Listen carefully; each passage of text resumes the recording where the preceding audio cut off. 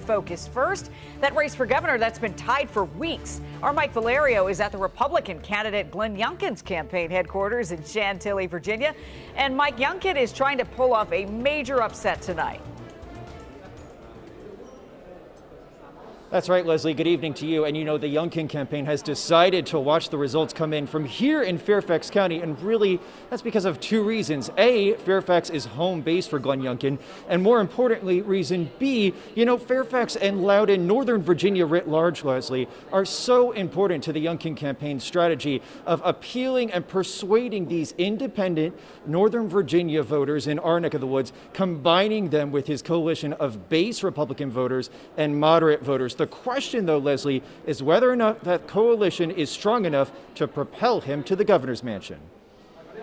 And we all know that as Virginia goes, so goes the nation. Tonight, Glenn Youngkin rising from an unknown name to a potential superstar of the Republican Party, charting a course of how to run where Democrats are now in every statewide elected office. I've just felt this great surge of momentum for the last 6 to 8 weeks. Youngkin's rise tied to the culture wars boiling in Loudoun County, centered on how racism is taught in schools, transgender rights, parental involvement, and mask mandates in the classroom. We decide that we, in fact, are going to be in charge of our children's education. Youngkin shares positions with former President Trump on education, and both have, without evidence, cast doubt on the integrity of Virginia's elections, even though all localities participate in the gold standard of election auditing. Vote for Glenn Youngkin. He's going to do a fantastic job.